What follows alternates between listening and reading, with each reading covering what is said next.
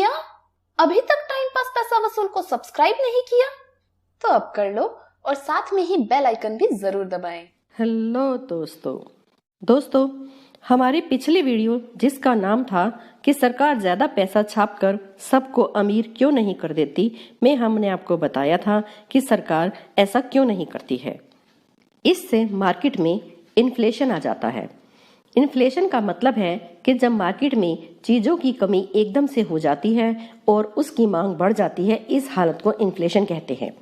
सीधी सी बात है, जब सबके पास ज्यादा पैसा होगा तो सब लोग मार्केट में सामान लेने के लिए जाएंगे, लेकिन सामान कम होने के कारण कीमतें ज्यादा बढ़ जाएंगी और देश में गरीबी आ जाएगी और ज्यादा पैसा होने के बावजूद भी हम उन चीजों को नहीं ले पाएंगे और खाने पीने की चीजें तो आसमान को छूने लगेंगी, क्योंकि वो हमारी सबसे पहली जरूरत है।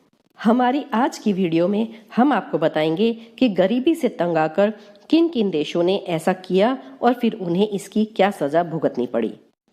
हंगरी, यूगोस्लाविया और जिम्बाब्वे ने ऐसी ही गलती की, लेकिन जिम्बाब्वे का नाम इतिहास में इन्फ्लेशन के लिए एक सबसे बड़ा उदाहरण है।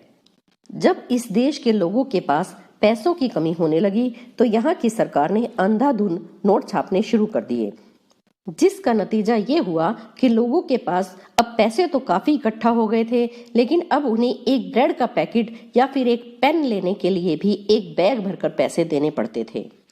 किसी भी देश की करेंसी की अपनी कोई कीमत नहीं होती है। उसकी कीमत इस बात पर डिपेंड करती है कि उसके एक्सचेंज में आपको कितना सामान मिलता है। जिम्बाब्वे के हालात इतने ज्यादा बिगड़ गए थे कि वहां चीजों की कीमतें 24 घंटे में डबल हो जाती थी। जिम्बाब्वे के 10 ट्रिलियन डॉलर्स की कीमत अमेरिका के 0.4 डॉलर के बराबर हो गई थी। इसलिए जिम्बाब्वे की सरकार दूसरे देशों से भी खाने पीने का सामान नहीं खरीद सकती थी। यहाँ के लोगों के पास पैसे तो आ गए थे, लेकिन खाने पीने की चीजों की कमी के कारण काफी महंगाई हो गई थी। अगर एक महीने का राशन खरीदना हो तो एक ट्रॉली भरकर नोट ले जाने पड़ते थे। उस समय जिम्बाब्वे की सड़कों पर ट्रॉली में नोट भरकर खड़े लोग आसानी से देखे जा सकते थे। लोगों को इतने सारे नोट बार बार गिनने में मुश्किल होती थी, इसलिए नोट तोलकर लेन देन होने लगा। व्यापारियों को, महिलाओं को, बुजुर्गों को, बच्चों को इतने सारे नोट उठाकर इधर उधर ले जाना मुश्किल था। इसलिए वहां की सरकार ने $500,000, $750,000, $10 मिलियन एंड $100 ट्रिलियन के नोट भी छापे।